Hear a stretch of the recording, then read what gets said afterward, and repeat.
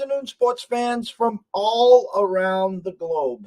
I am your host, Jeff Dawson, East Coast Sports Investors, and this is your midday market report for August 31st, 2022, the last day of August. Yes, you survived the dog days of summer. Yes, the pigskin is back tomorrow. A little backyard brawl between West Virginia and Pitt. Dave Sharapan's alma mater, Penn State, travels to Purdue, and there's a handful of others.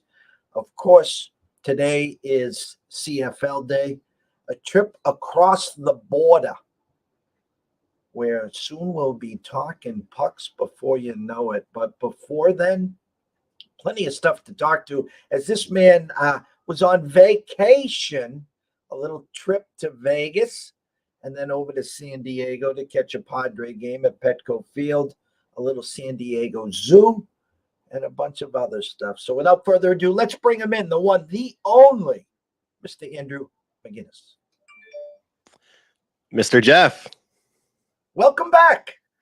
It is great to be back. You know, there's that feeling of being on vacation and going away, seeing new places, but there's that feeling of sleeping in your own bed, getting home and getting back into routine. And I'm feeling that right now. I think it makes it that much better that football season is here and fall. I don't want to even say fall is almost here. I want more summer, but sports are getting busier and it's not just baseball.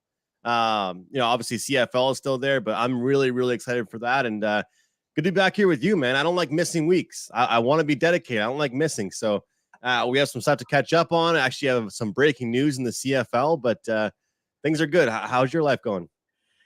Last Friday was a tough day. We brought my youngest Kylie to Yukon. We did the move-in day. I had the emotions caught me right when I parked the car, and then the reality of 4 floors, no elevator. And I tried to be a He-Man, and I took the refrigerator in by myself on the first trip. Whoa. And let's just say by the end of the move-in, my arms were jello, and I was like, what an ass I was. What an ass. Not all heroes wear capes. Not all heroes wear capes. The trip back, severe thunderstorms throughout. We had to pull over. We're talking floods, flash floods, tornado warnings. But we survived. Tomorrow, I take my oldest. She's moving to South Boston tomorrow, so I do that. Friday and Saturday, I will be in New York City for some NFFC drafting. Come back Saturday night to be at Logan Airport at 5 a.m. Sunday. Wheels up 6:30.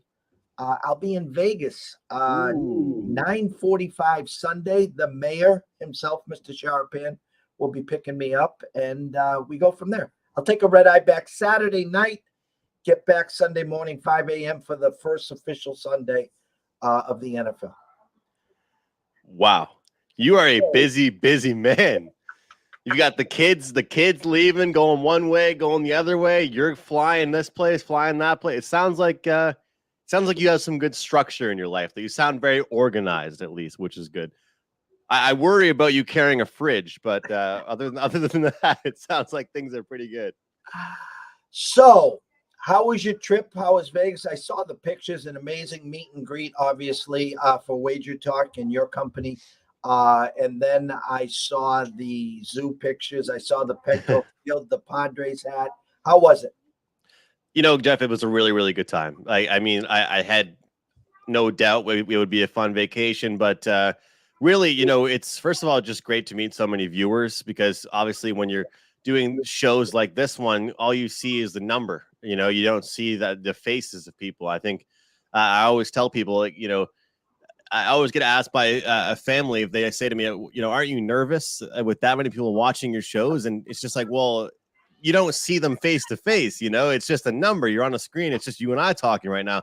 But when you go to these meet and greets and you meet so many people, it feels so nice to talk hockey, especially with them and get to know people. But honestly, it was just great for me to meet all kinds of coworkers, have some fun. We did the cabana at Stadium Swim pretty much right when I arrived. I surprised my girlfriend with a limo at the airport, which was pretty cool.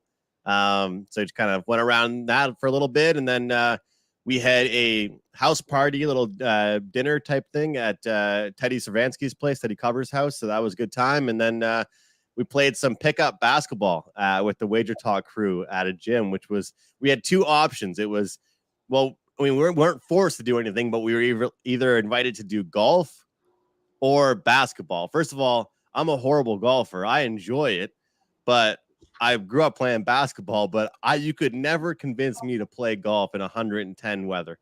That just, to me, does not sound like a fun time. And also, I have to say to everybody listening here from, the West Coast in Arizona or Vegas, do they even know what green grass looks like, Jeff? Do they even know what real golf courses look like? I've seen pictures of golf courses in Vegas. I don't know if they even know what green grass looks like. I don't know. I'll stick to my East Coast golf courses, but I'll tell you, it was a rough day on the basketball court, though, after some late night blackjack and more than a few adult beverages. But it was a great time. And the last day, we kind of were able to just hang out. It was our first day, not really doing too many like company things. We hit the we had the bottomless mimosas, and then just hit the pool for the rest of the day. So they were pretty bottomless, that's for sure. And yeah, San Diego was great. I wish we were there for longer, Jeff. It was kind of like a tease because the whole trip was about Vegas, and we were kind of just slipping. We found a flight for $40 from San Diego to Vegas, like a couple weeks before we were going to leave. So we just said, let's do it. Booked an Airbnb and pretty much did as much as we could. Went to the pier, Ocean Beach, the zoo, and Petco. So I would have liked one more day. I don't want to be greedy, but I would have liked one more day just to kind of explore the downtown area and stuff. But it was a really, really good time. What's funny, Jeff, is that I didn't have all my friends are asking me, like, what are you betting? Like, you're going to the game, you have to bet on it. And I'm curious your thoughts on this too. If you bet on games that you go to and stuff, because it's fun to do, right? But you want to enjoy the experience. I'm there with my girlfriend. I'm thinking to myself, I really kind of like the under in this game, right? Like that's what if I was to make an actual serious bet, that's what I would have played. But I didn't love it enough for it to be a client release. So pretty much what I did was I tied in the Padres as like a parlay, just two-teamer to the other actual client releases that I had. So then, of course, the game ends. They lose 3-1. They couldn't hit a beach ball with runners in scoring position.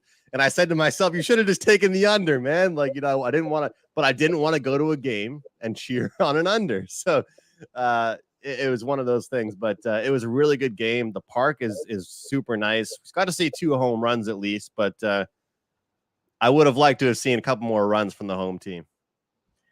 It's funny you brought up the under because in my heyday, in my crazy, reckless days, I went to a Red Sox game and I was sitting next to a person that knew I liked to wager and asked the same question. And I had a lot of money on the under, and the Red Sox got out early, and then they had like a 4-5-0 lead. And I think the under over back then was like 9.5. And then in comes the bullpen. The other opposing team scores a couple runs. So it makes it like 5-2.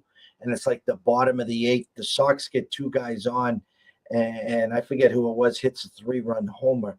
And the person looked at me, he's like, why aren't you cheering? I'm like, because I just lost the under.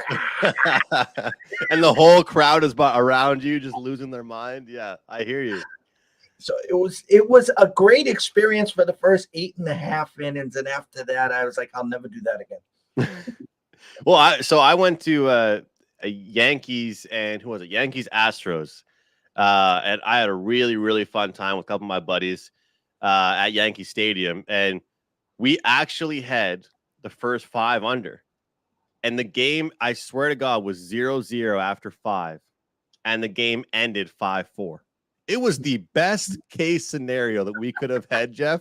And I don't think it'll ever happen again, Like, and it was awesome too, because you know how much betting is growing, right? Just for recreational bettors. And obviously, even though it's been legalized now, people are always betting, but you just know, like wherever you go now, people, I tell people what I do and they're like, oh, I bet all the time. I've got a 17 parlay for this Sunday, everyone bet. So the funny thing is around us at Yankee Stadium, all kinds of people were like all the homers, I realized people love to bet just on their own team, right? Like it's like you were saying how you were on the under, or like I have no problem betting against the Canadians, but these guys, like Jeff, I'm telling you, they had Yankees first five, Yankees team total, Yankees full game run line, Judge to hit a home run. Like they must have bet everything possible they could on the Yankees. And I almost felt like saying, like, can you guys just enjoy the game a little? Like maybe put like one bet down. Well, like, I mean, they must have had like thousands and thousands on the Yankees. I'm like, just you're at the park, enjoy the game. And they don't think of it. If they bet the opposing team on all those sides and the Yankees win, well, it's at least the Yankees won. You know what I mean? It's a win-win. So no hockey. The Cup, the World Juniors is over. Surprise there?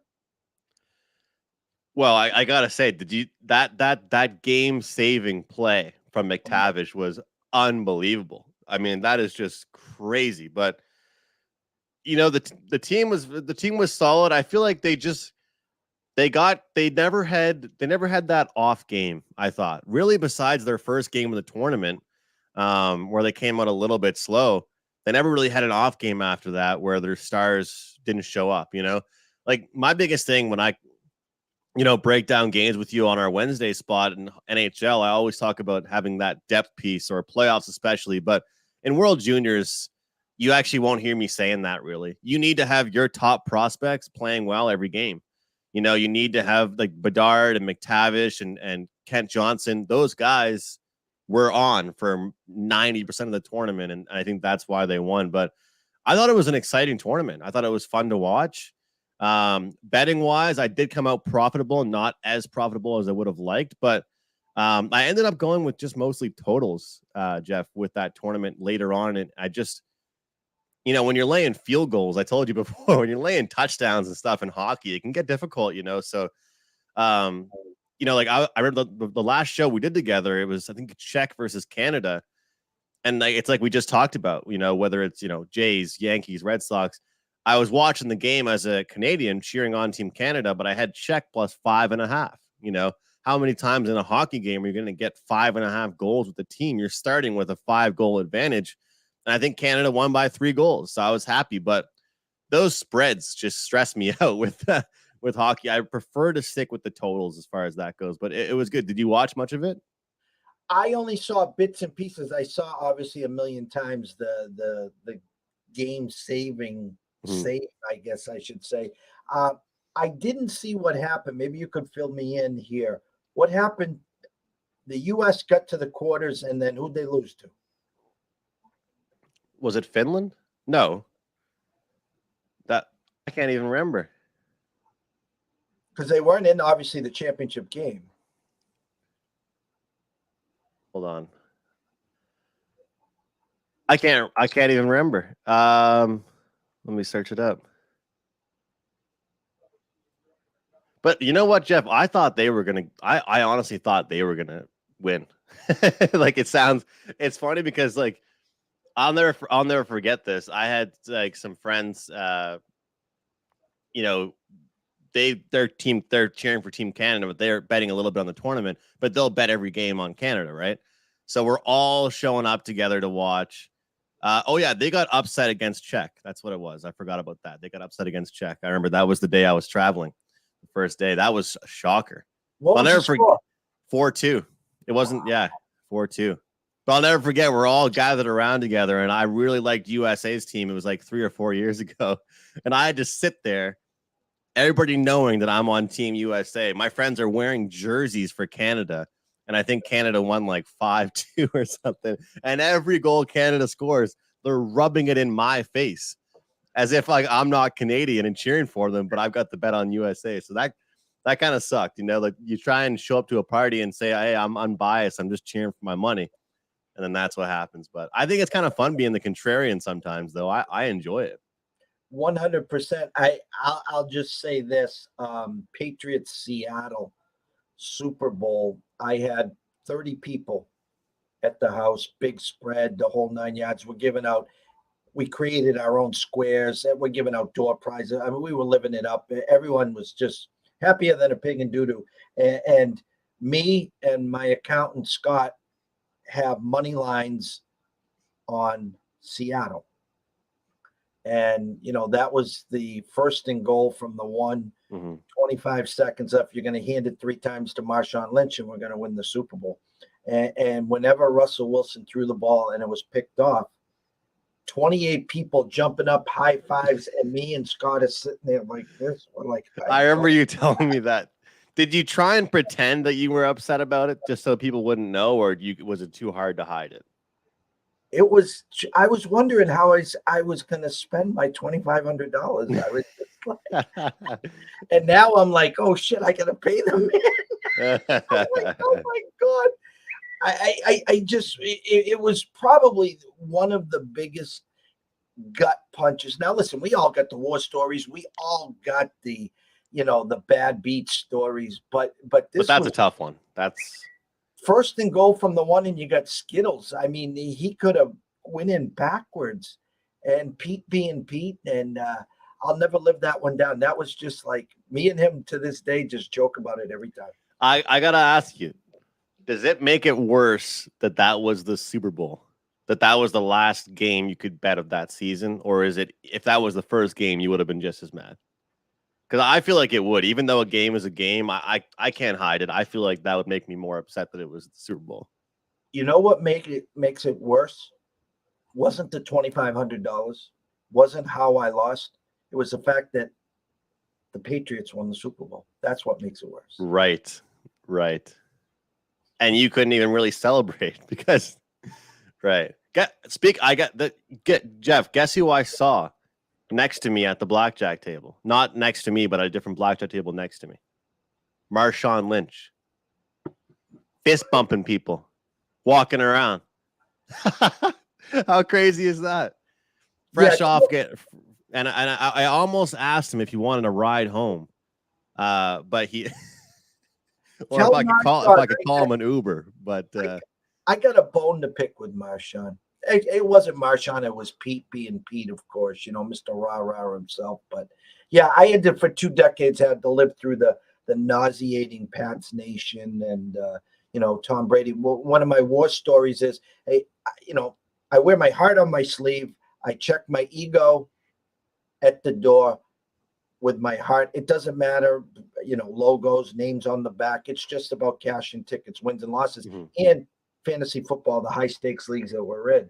So when they got Brandon Cooks, I was just happy that Pig and Doodle. Brady's finally got someone after Moss that he can throw the deep ball. Well, every throw at Cook's feet was Cooks ran the wrong route. Every throw that he underthrew him, that he had him beat by 5 yards, it was Cook's fault. That's why he only lasted a year. But that's some of the nauseating nonsense that I had to put up with for 20 years. I mean, it was just the Pats fans, Boston fans in general, the city of champions, here, Bloom for the Red Sox get us to 2 games, within 2 games of the World Series. This year's a bad year. No doubt about it. But they already want to fire him, Mizikora, and it's just comical, the nonsense that we have to put up with locally here. Well, as far as the Bruins go, I'll be talking about this with you quite a bit in a few weeks' time. I'm already mapping it out. I can't even remember who they're playing right now, but their first game of the year, I believe DraftKings has numbers up. I'm already prepared, putting that money aside to put a big bet on the over. I've heard nothing but bad things about that decor. Obviously, they're not going to have key pieces for like 4 or 5 months. And by the time they get back, we're going to know who they are anyway. We're going to know. Let's see who it is. Like, yes, Capitals, Bruins, 5.5 at DraftKings, -115. If you don't mind holding up your money, max bet. No, I'm just joking. I hate people that say that, but I really think they're going to be an over team, and I think the fans are going to be disgusted with the amount of goals they let in this year. So ticket prices might be a little cheaper in Boston this year. Well, we usually go to the day after Thanksgiving. I take the family there.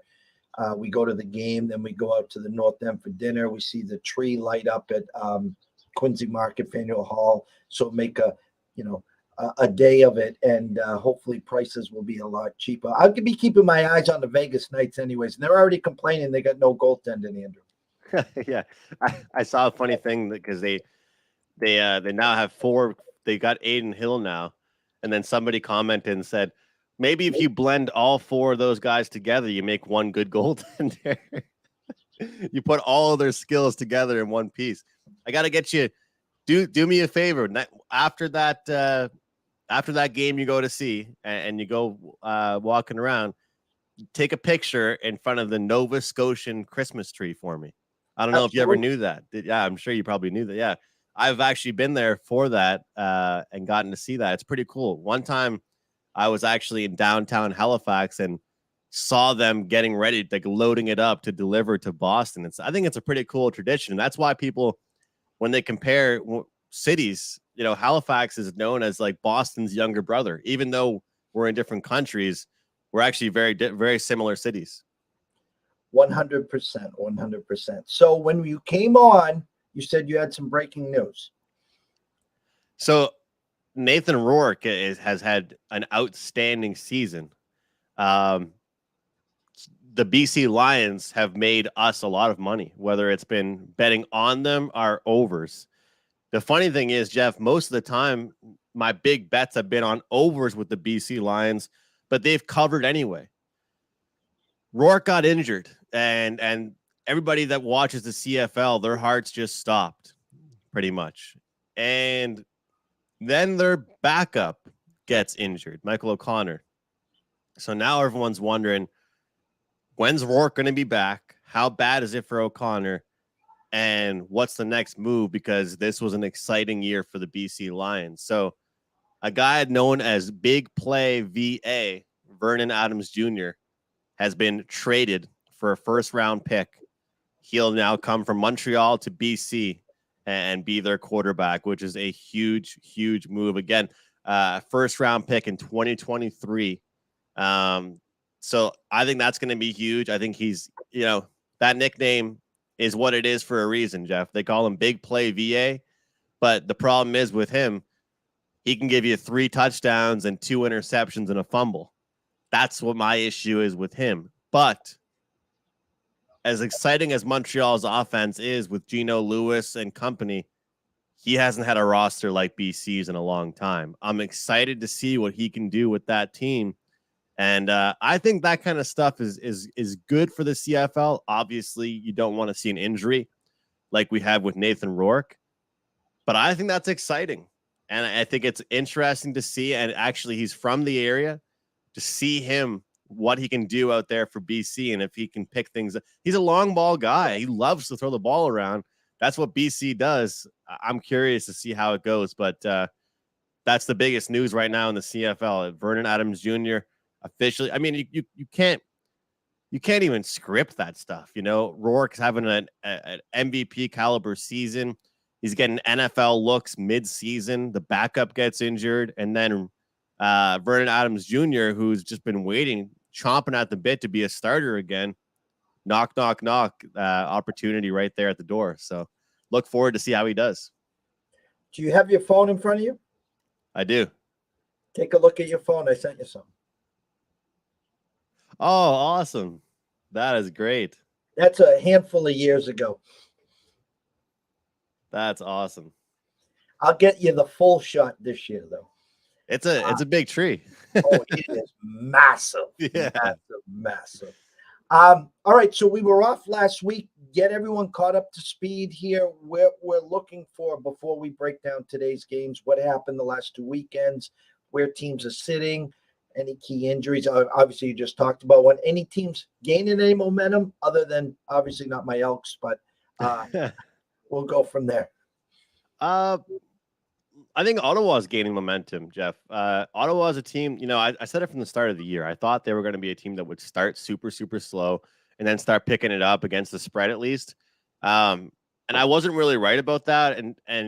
But they've slowly been kind of getting it together. I honestly think if we're looking ahead, next 2 or 3 years, this is going to be a dangerous team because they've done it the right way. And I know it's not a huge league, obviously.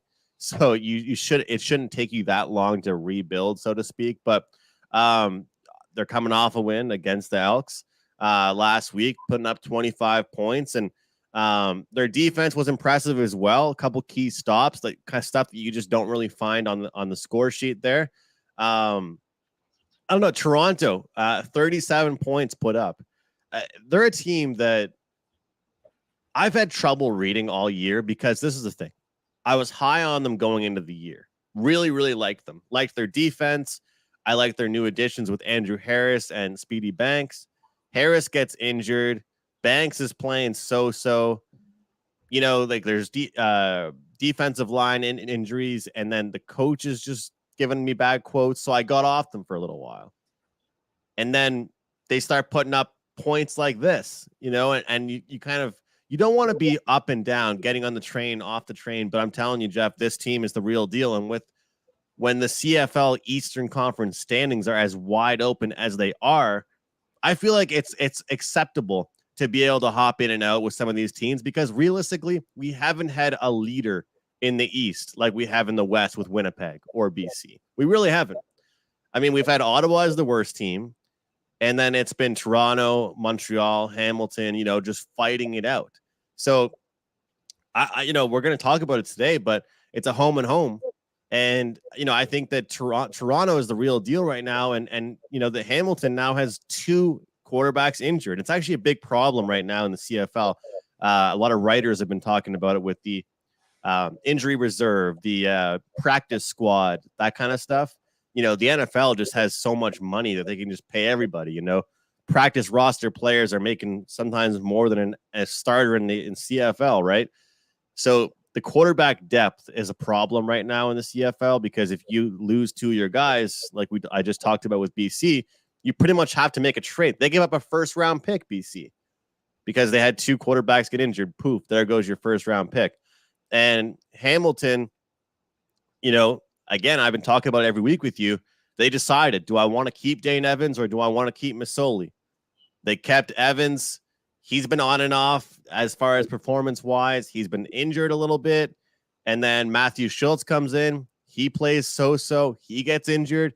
There's lots of problems there with them. But I'll tell you what, Winnipeg just continues to find a way. It's impressive, you know, whether it's in low-scoring or high-scoring manner. And I look at a Calgary team.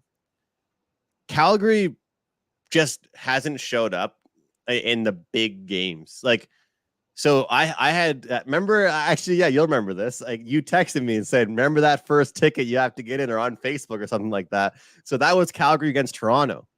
And it's funny because that was going on during the meet and greet. So, and of course, the farthest TV away at the Westgate was the TV that was shown. Of course, that's how it always is, right? So I'm peeking my head around, you know, trying to watch the game. At halftime, they were down like 2 scores or you know, 10 points. And they managed to climb back. But that was against Toronto. And I've talked about how much different the East is versus the West. Right now, the skill level you can't compare it. In big games against Winnipeg or against BC, they haven't been able to show up. And it's not because of their offense. It's because of their defense. So Calgary is definitely added to my list as over teams. But there's lots to look at in the CFL right now. And I'll tell you, I'm happy to be doing this show, especially these next few weeks with you. I look forward to hopefully squeezing in some NFL and different things, but I think this is the time where we can really make some money in the CFL, because we're not going to see that many moves as far as the lines are concerned. And if we start jumping in on these lines on Wednesdays, we're going to get some great numbers. I 100% agree. I talk to everyone now that the fact is we were able to grind through the dog days of summer. You got through the NHL Stanley Cup. You got through the NBA Finals. You got to the All-Star break. You grinded out the last 6 weeks. Our last week, we were 6-1 in the MLB. We had Rory 10-1 to win the FedEx Cup. Congratulations. Thank you. It was an amazing week. We went one play on college last week. We had Vanderbilt first half -6. We sweat that one out 21-10. I go to bed and I wake up and Vanderbilt outscored Hawaii in the second half 42-0. I was like, well, I didn't give you guys the easy one. I gave you you got to have a little sweat in these things. But my point is now everyone's just like, who cares about baseball? You know, well, that month of September, you can really dig into some gems because, like you said, no one's paying attention to it. They're all worried about college football on Thursday, Monday night football, Sunday night football. They forget about baseball till October 4th. Well, another point too is that I had a great chance, meeting so many handicappers, and when I was in Vegas and people I work with, Jeff, were and people that work in behind the scenes and the head office with Wager Talk talking about volume or handicapping different sports and success rate or just selling pick success, right? And some people would argue that, you're better off if you're just the college football guy or you're just the NFL guy. This guy is our UFC guy, right? But one thing that I would say, and I've told you before, and some people would be shocked to hear me say this, sometimes I find that I do better when there's more sports going on because I don't feel like I have to get involved as much. I'm not reading 50 articles. I'm reading 15 on one or two, several games. And you just have that fresh mind. Like I'm literally dedicating, okay, today I'm going to dedicate 3 hours to CFL. I'm going to dedicate a couple hours to MLB. Before it's just like MLB, CFL's tomorrow, where you're just thinking about. So I like the fact that like I'm betting the US Open right now in tennis, I'm betting UFC on the weekends. And I know you do a lot of sports as well. And I like the chaos. That's just how my mind works. I like it because it's almost like when you're doing something, you're hardcore, you're in on it. Okay, on to the next sport. It's almost like refreshing. Does that make any sense? I just feel like it's a new sport, right? Like college football. It's how I feel about when the NHL season ends, the playoffs end. Stanley Cup gets me so excited. I'm so having a great blast during the playoffs. But then when it ends, I'm like, all right, that's enough hockey. And then CFL turns around and I'm pumped to do the show with you. It's just, NFL's coming up. Everyone's excited to bet, but I'm just really, for me, from a work standpoint, it's refreshing to do research on something new, to read about something different. 100%. 100%. No game on Thursday. Friday, Ottawa at Montreal. Currently, Montreal -5, under over flat 49. Montreal -210 on the money line. The Red Blacks +180 on the money line. Yeah, so I really like the over in this game. Montreal, first of all, has just been a big over team all year long. And I've told you before that I think I bet 2 unders with them, and I've regretted that since that last day because they give up points, but they score as well. Eugene Lewis, second in the league, 849 receiving yards. You also have Julian Grant, who I found this out just earlier, league leading 18.9 yards per reception, which is interesting because they kind of have a guy that just gets a ton of long balls. And then you have a guy that gets a ton of targets. So it's like they have that perfect mix of like a downfield guy and kind of like that reliable check down receiver. So, the Red Blacks, like I said, they've really gotten themselves together. And I read this yesterday as well. These teams, they combined for 923 yards, 73 points when they faced off last month. I mean, this should see fireworks. It's one of those scenarios where you see two teams that are scoring right now. You see two teams that are giving up points. You see what their head-to-head record is, and you don't want to think twice about it, Jeff. There's a reason. You know how many times I've seen, in the CFL circle, even though I know more people are talking about college and NFL right now, people are saying the total's gotten too high. It's gotten bet up. And I get it. I mean, we are, taught, so to speak, to, okay, yep, I missed the best number. Get out of here. I disagree. It's going that way for a reason.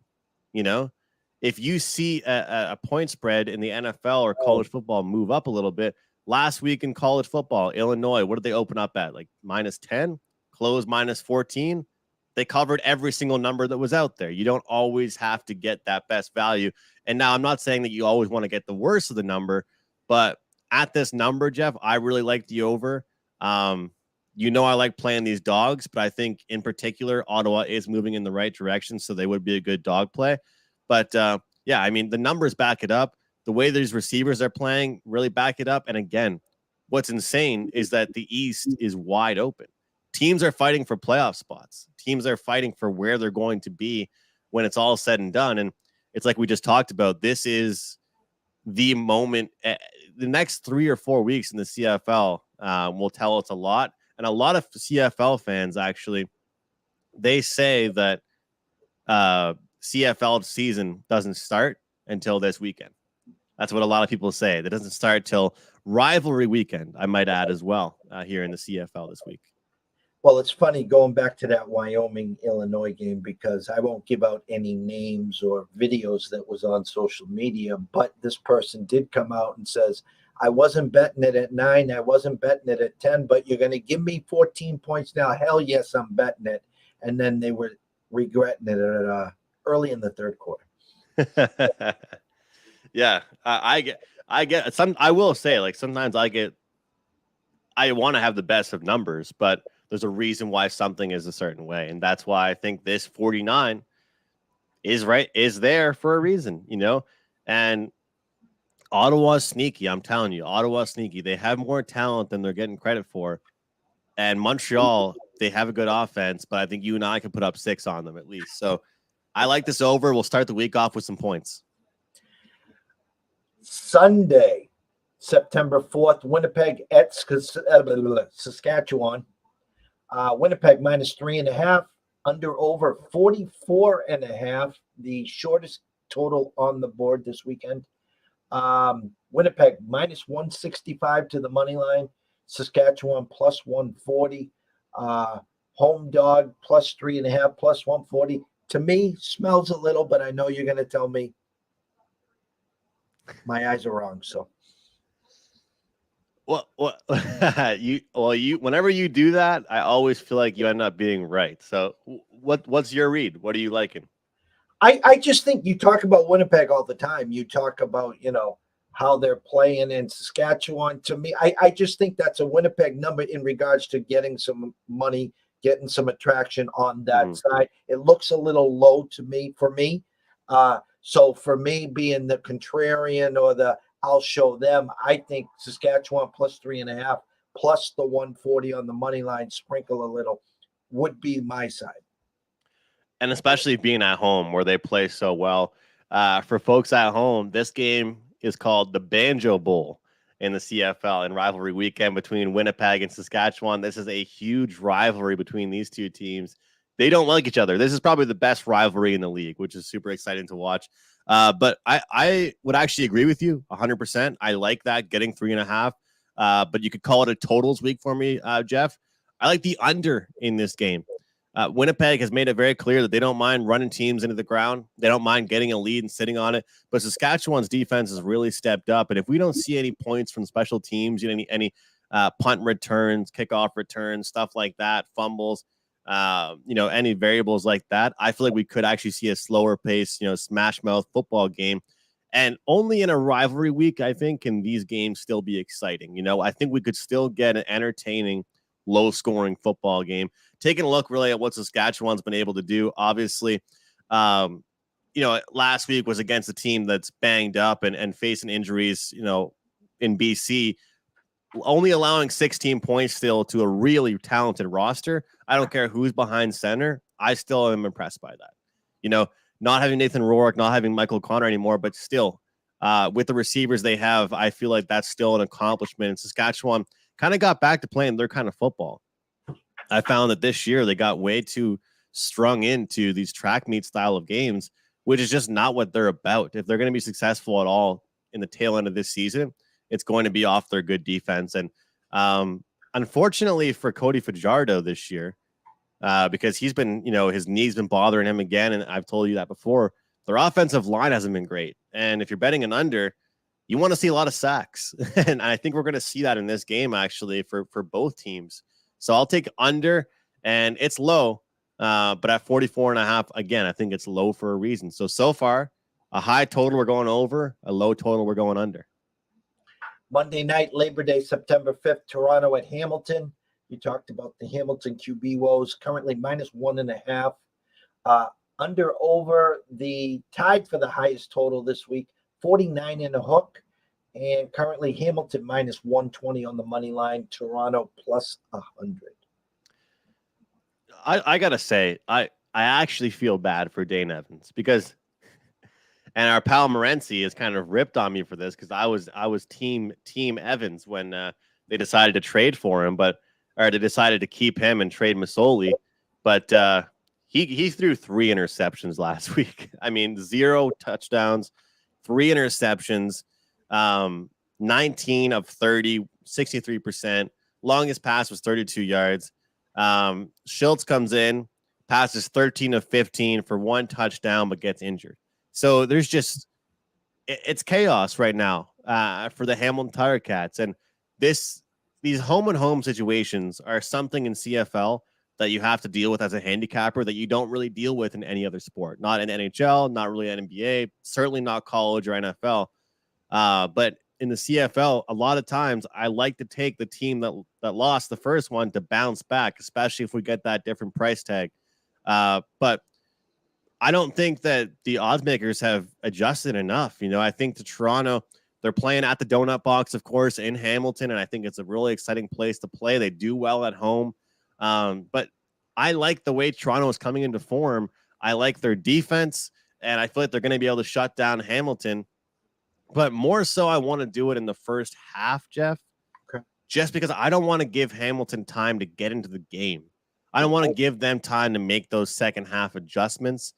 You know, some might think, well, don't you think this team will be eager to get off to a good start and maybe they collapse again late? But I think Toronto's going to pick up where they left off in that last game. And if Hamilton has a shot at winning this game, they're going to have to build on something. They're going to have to figure things out in game, where I think that would happen for them in the second half. And so I'm going to look at the first half here for the Argonauts. And I just like how they're healthy right now. They're making plays. And their quarterback right now, as much as he's only passing like 57, 58%, he's fine in the end zone. He's no longer settling for field goals with that team anymore. 3 touchdowns last week for Bethel Thompson, and I think it's huge for them. So all they need is for him to be average. They actually have a solid receiving core. Take care of the ball, limit your interceptions, limit your bad mistakes, and I feel like they'll get it done against Hamilton. Is it a pick 'em first half money line or? Yeah, pick 'em. Pick 'em. Yeah. Okay.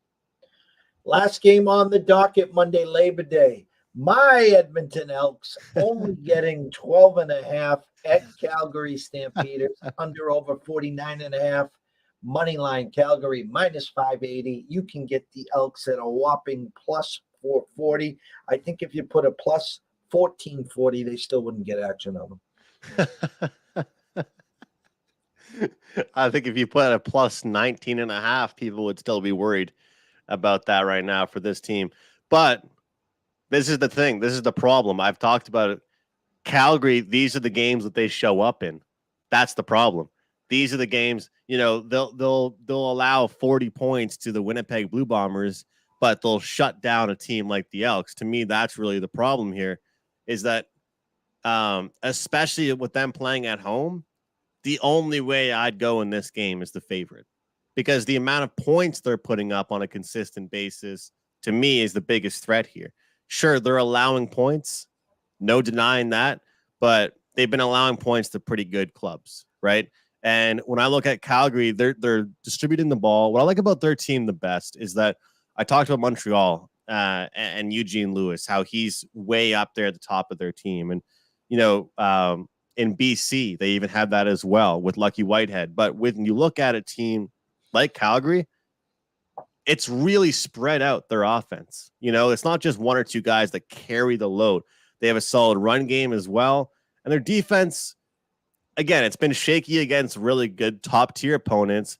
But when you look at a team like the Elks, once they fall behind, let's say 10 points, they're going to feel forced to throw the ball deep. And I feel like that's where they're going to get caught. The only way I'd go here is actually the favorite, Jeff. This is not a spot where I want to take the dog. I think it's a tough spot. I think the books are trying to hang a number here. And I feel like a lot of people are going to jump towards the Elks this week and say, no, that's too big of a number. But playing at home, I think Calgary has so much built up frustration. Even in that game, that was my best bet of the week 2 weeks ago, on Calgary against Toronto, they didn't really play well for 3.5 quarters, you know? So I still think they're due for an explosion. And in a big week like this one, to start off September, I think they're going to get it done against Edmonton. And it's a big number. This might be the biggest number we've seen so far in the season, I think. It has. Before I close here, is there a teaser you want to give to anyone listening either Thursday, Friday, Saturday, Sunday, or Monday for college football? No. Oh, a T. I was like, you mean a pick, not a teaser? Not a teaser. Okay. I was like, is this a trick question? Is he asking me if I do teasers with college football? I was like, is this a trick question? No. I'll tell you what, Jeff. I like Oregon. I got them plus 17.5. Talk about being a little bit of a contrarian. I think I'm a contrarian with this one against Georgia. I think there's an interesting scenario here with the coaching staff. Obviously, when you have a coordinator becoming a head coach and the first game of the next season, you're playing your former team. I feel like that's an interesting scenario. And let's not forget, a lot of players from Georgia, get drafted. And taking a look at Oregon, I feel like their offensive line and defensive line to me are the strongest points. And if you're going to start a year off and you're going to be strong in the trenches and you're getting 17 points, there's no containing Georgia's offense. They're going to be electric. They're exciting. But if Oregon can run the ball, if they can contain Georgia a little bit, I think 17 points is far too many. So it's going to be a good one. It's going to be exciting, but I feel like that's kind of my contrarian play of the week here is taking Oregon, getting some points. What are your thoughts? No, I love it. I've talked to a lot of people, done a lot of shows where, listen, I love Georgia. Me and Dave were at the South Point in August last year and got them at 8-1 before they dropped to 4-1 before they even played Clemson, their opening game. Always been a big Bulldog fan from Vince Dooley to Herschel Walker days. Glad they finally got their championship. Glad they could do it against Alabama. Listen, most of these big-time schools rebuild, they don't reload. But that defense, three-quarters of their defense is in the NFL right now. Yeah. And again, I expect them to be good. I have a hard time putting them automatically back into the Final Four. I think when you're that young or, there's always a game that you don't win or is closer than you thought it was, and you make that one fatal mistake. Don't forget, they went into the final. They went into the conference championship game against Bama last year, undefeated. It didn't matter if they won or lost that game. They were already in the Final Four, so I didn't show the whole playbook until the national title game. So I like where your head is. I love everything you said about it. I like the play. I'm happy you like it. I'm happy that you're not against me on that one. And it's again, last year, their first game, obviously against a different opponent there, Georgia with Clemson, that score was 10-3.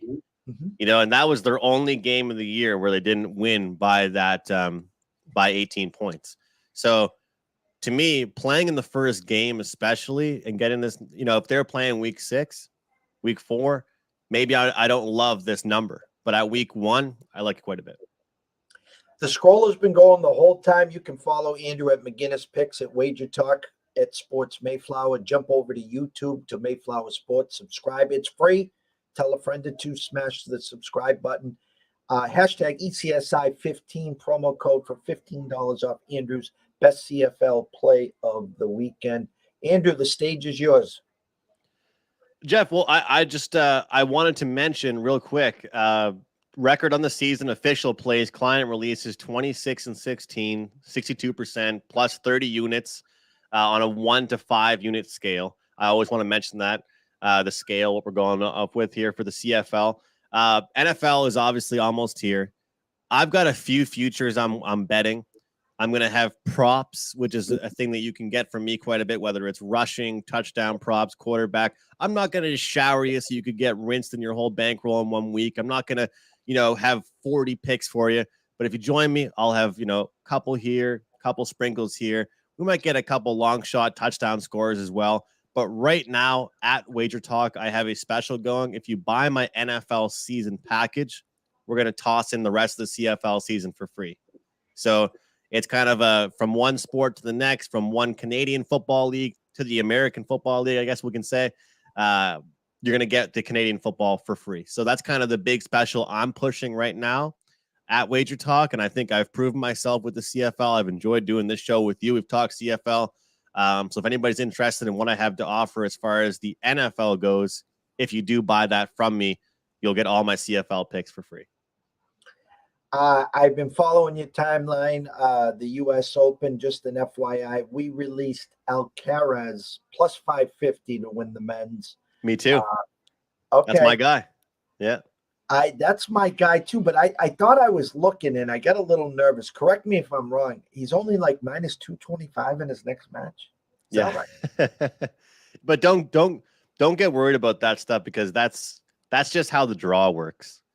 I've seen guys be bigger favorites in their next match before. You know what I mean? Like, it's just, sometimes it could just be a weird bracket, right?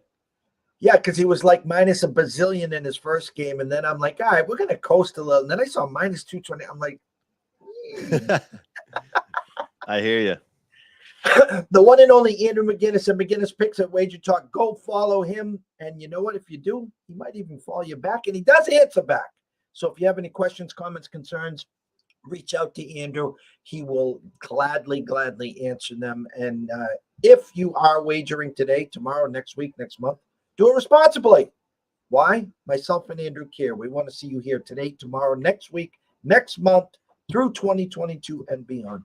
From myself, Jeff Dawson at EC Sports Invest, from the one and only Andrew McInnis at McInnis Picks, we wish everyone a blessed day. Cash some tickets, have some fun, and we will see you soon.